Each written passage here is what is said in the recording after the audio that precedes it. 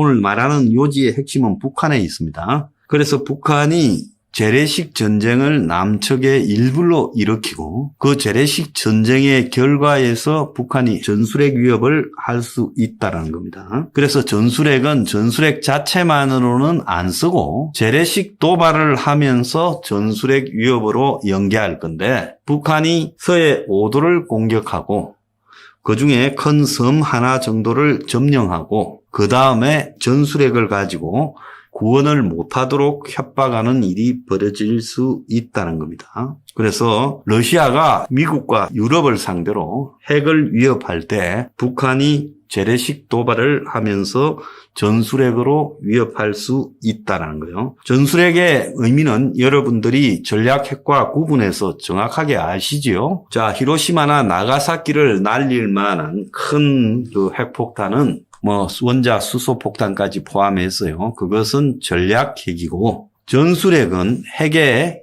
크기를 줄여가지고 양을 줄여서 재래식 폭탄 어떤 것보다도 강력해서 부대 하나 정도를 날릴 만한 그런 것이 전술핵 무기입니다. 그래서 북한이 전술핵 무기를 가지고 남을 협박하는 것이 훨씬 효율성이 있다라고 그렇게 판단을 했다고 봅니다.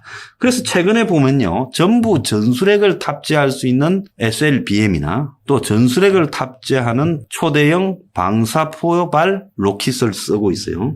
그래서 북한이 이 장거리 미사일, 전략핵, ICBM 등을 안 하고 있어요. 북한이 아주 짧게 한국에 무수하게 날아올 수 있는 전술핵을 능력을 보여주고 있고 7차 핵실험을 한다면 소형화 표준화되어서 소형 탄두에 이렇게 넣을 수 있는 전술핵 실험을 할 거라고 보고 있습니다. 자, 그런데 무슨 태영호가요. 문가리를 대북 특사로 보내요. 태영호는 국회의원을 그만두고요. 사상 검증을 받기 바랍니다. 이 땅에 뭐하러 왔어요? 태영호는 사상 검증이 필요하다. 이렇게 생각을 합니다. 그리고 권영세요. 정신 챙기세요. 당신도 사상 검증 받아야 됩니까? 그래서 정신을 제대로 챙겨라는 이야기입니다. 자, 바이든이 한국에 왔다 갔는데 북한의 핵에는 핵으로 대응한다라고 추상적인 말을 했어요. 안보 문제에서는 그게 답니다.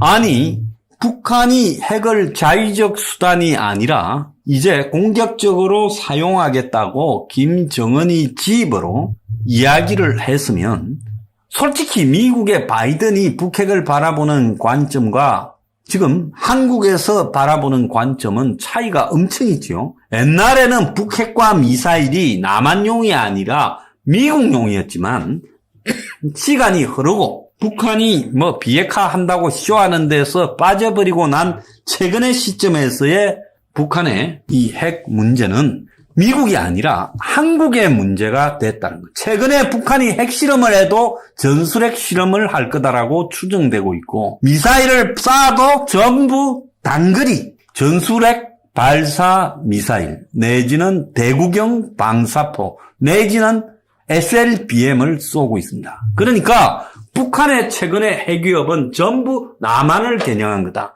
그러니까 바이든은 이제 북한의 핵이 혼자서 김정은이가 떠드는 거지 미국까지 ICBM으로 쏘기에도 기술적으로 완벽하지 않고 설사 몇 발 쏜다 해도 ICBM을 여러 발 만들 돈도 없을 거니 원래 ICBM 한 발에 그게 우주선하고 똑같은 거죠. ICBM 한 발에 8천억 1조씩 듭니다.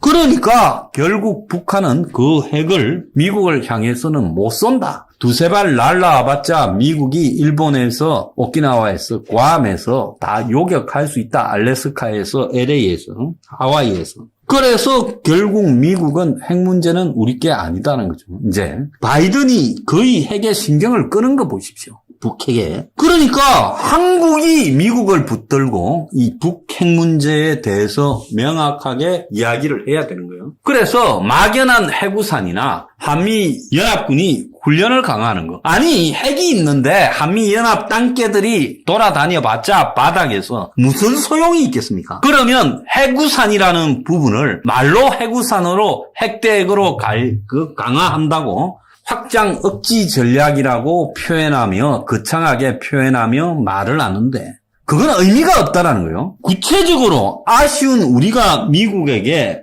해구산을 어떻게 전개할 건지 디테일하게 설명을 하라. 그래서 한국에 전술핵 가져간 걸 옛날에 1100개쯤 있었다잖아요. 다시 갖다 놓겠다 한 100개라도. 내지는 아니면 일본에 갖다 놓고 한일 간에 공동으로 사용하도록 그렇게 체제를 구축하겠다. 그런 구체적인 부분을 가지고 해구산이라고 말을 해야지. 단지 미국이 핵이 있다. 그 핵으로 북한의 핵에 대해서는 핵으로 맞서주겠다. 그거는 해구산이라는 개념 아래 이미 정해진 이야기이기 때문에 해구산이 핵 대 핵이지. 북한의 핵이 날라오면 우산 캐가지고 북한의 핵을 피한다. 그게 해구산입니까? 해구산이라는 뉴클레어 엄브렐러라는 해구산의 개념은 핵괴는 핵으로 쏜다 해서 상호 확정 파괴시켜서 쏘면 니도 죽고 나도 죽으니까 쏘지 마라. 그래서 그것이 확장 억지 전략이라는 거예요. 그래서 그거는 기존의 해구산 개념에 들어있는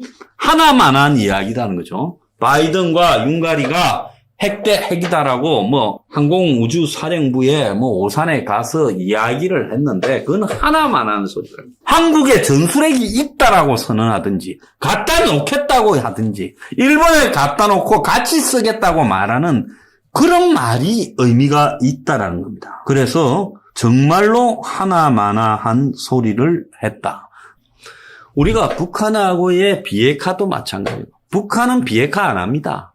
그러니까 윤 정권이 비핵화 안 한다라는 전제를 무시 못하면 결국 비핵화 한다 어쩐다 하면서 한국에 전술핵 배치를 못한다고 말하고 있잖아요. 한반도에 전술핵 배치를 안 한다고 말합니다. 북한은 전술핵 배치를 남한을 향해서 하겠다고 하고 있고 이제 북한은 뻔뻔하게 남한 정권, 남한을 향해서 전술핵을 쓰겠다고도 공언하고 있습니다. 그런데 우리는 왜 우리 땅에 윤석열 자기 입으로 전번에 워싱턴 포스트인가에 대담에서 입으로 이야기하지 않았어요? 자기 입으로 한반도에 전술핵 배치 못한다. 왜 못하는지 윤석열이 이야기를 해야 되는 거예요. 그러지 않습니까? 왜 전술핵은 한반도에 배치 못한다고 좌파나 우파나 대통령들이 다 똑같이 말을 하는가? 우리는 비핵화다라는 말을 똑같이 하고 있는가? 윤석열은 스페인 가는 비행기 안에서 누워서 축구 볼 게 아니라 왜 한반도에 전술핵을 배치하지 못한다는 말을 자기가 했는가에 대해서 한번 생각해봐요. 누가 윤석열한테 그런 말들을 하도록 영향을 미쳤어요? 중국하고 장사하는 재벌이 영향을 미쳤어요?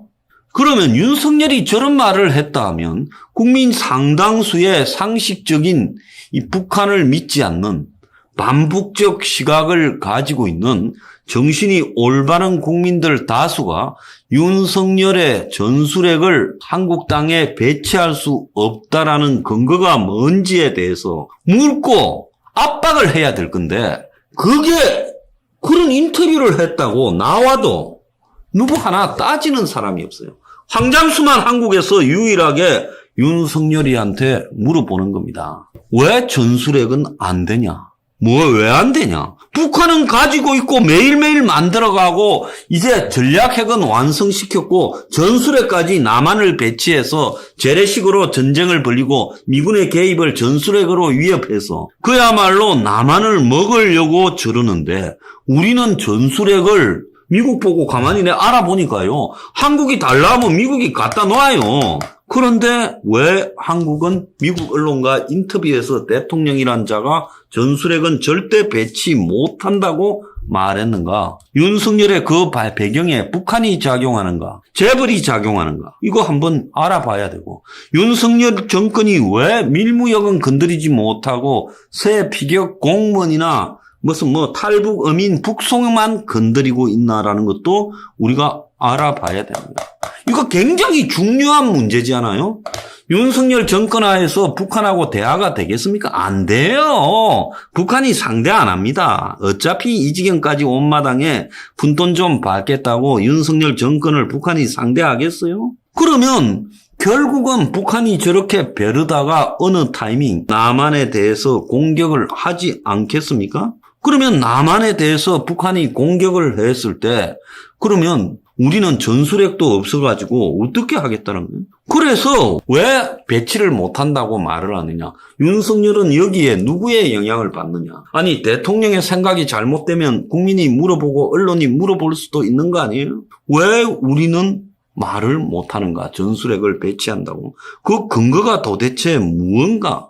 진짜 중요한 문제예요. 언론들이 이런 걸 가지고 논쟁을 벌여서 언론 보도가 한 보름 한 달씩 돼야 되는데 조중동 꼬라지 한번 보세요. 저거 신문에 그런 사실을 보도하면서 이 문제에 대해서 조중동이 윤 정권한테 왜 전술핵을 한국당에 배치하지 못하는가에 대해서 말 한마디 하지 않고 있다는 거예요. 이게 보수입니까? 대한민국에 보수가 어디 있어요? 저기 지금 똥당이 그런 이야기를 한마디를 합니까? 웃기고 자빠진 것들이에요. 이것들이요. 가만히 보면 말을 안 하니까. 말하면 손해니까 다 말 안 하고 자빠졌지요. 기득권이라는 게, 보수 기득권이라는 게.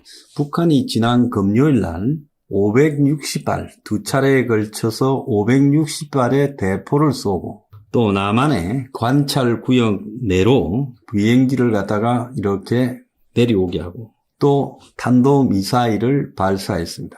이렇게 육해 공군으로 해서 9.19 군사합의에 NDL이라고 부르는 구역으로 저렇게 북한이 의도적으로 도발을 하루 동안에 했습니다. 자, 일단 여기서 우리가 첫 번째는 이렇다면 이 9.19 군사합의를 없애야 되죠. 자, 정찰도 못하는 북한 비행기 대신에 우리 비행기에 정찰을 스스로 발을 묶고 연평도나 백령도에서 자주포 사격을 하지 못하고 육지로 가져와서 사격하고 우리가 우리 발을 묶는 행위 9.19 군사합의를 문재인이가 친북적이기 때문에 했는데 북한이 하루 만에 저렇게 할 수 있는 모든 형태의 군사합의 위반을 했으면 정권은 9.19 군사합의를 철회한다. 백지화한다라고 발표해야지. 그걸 발표하지도 못하고 폐기는 아니다라고 말하는 이유가 무엇이냐.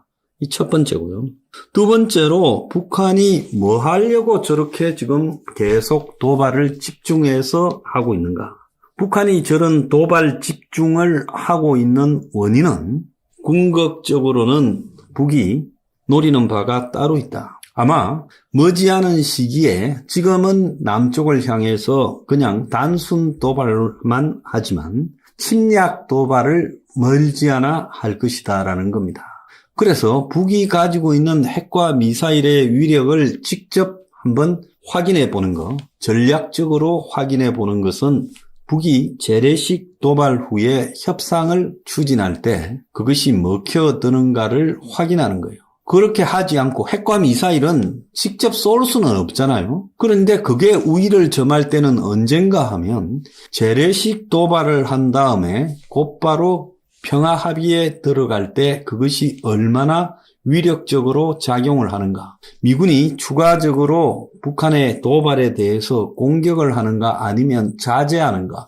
이런 것들이 북이 우리가 이제 핵 보유국이 되었을 때 남과 미군이 어떻게 반응하는가를 볼 수 있는 좋은 계기잖아요. 그러니까 북은 자기들이 가지고 있는 핵과 핵을 탑재할 수 있는 미사일이 완성이 되었는데 이걸 지금 최근에 보면 열흘 동안에 5번 도발하고 IRBM까지 쏘다가 이제 방사포 북한판 이스칸데르 북한판 AK팀스 또 더 나아가서 한미가 포착도 못하는 이 장거리 전략 순항 미사일까지 쏘다가 궁극적으로는 이제 이것이 거의 완성되기 전에 도발을 통해 가지고 남과 미군이 이 도발에 대해서 어떻게 대응하는가를 체크해 보려고 하겠죠. 그래서 제가 전에부터 이야기했듯이 백령도나 이런 서해섬을 공격해서 점령하고 그 다음에 그 정원군이 오는 부분을 핵과 미사일로 협박을 할 때 그것이 먹혀드는가라는 것을 확인하려고 할 것이다. 아까 그 군사합의 파기를 갖다가 해야 된다 하지 않았습니까? 군사합의 파기와 더불어서 그 다음에 해야 될 거는 세 번째로는 남측의 그 친북 세력들에 대해서 저는 묻습니다. 민주당에 있는 친북들에게 묻습니다. 북이 최종적으로 도발했을 때 당신들은 그때도 북한 편을 들 것이냐. 저는 친북적 발언과 행보를 일삼는 정치인은 대한민국에서 기본적으로 퇴출시켜야 되고, 앞으로는 이 친북적 발언에 대해서 국민적 분노가 같이 해야 된다고 생각을 합니다. 그럼에도 불구하고요, 저런 친북적인 발언이 용인되고 국민의 절반은 고향이 호남이라서 친북적 발언을 용인해서 되겠습니까? 민주당을 지지해서 저런 친북적 발언을 용인했다가요, 앞으로 북이 침략했을 때 그때는 어떻게 하겠습니까? 솔직히 말하면 저런 소리를 일삼는 자들에 대해서는요, 정리를 해야 되죠. 그래서 한국이 지금 북한의 전쟁이 임박해지고 있습니다. We are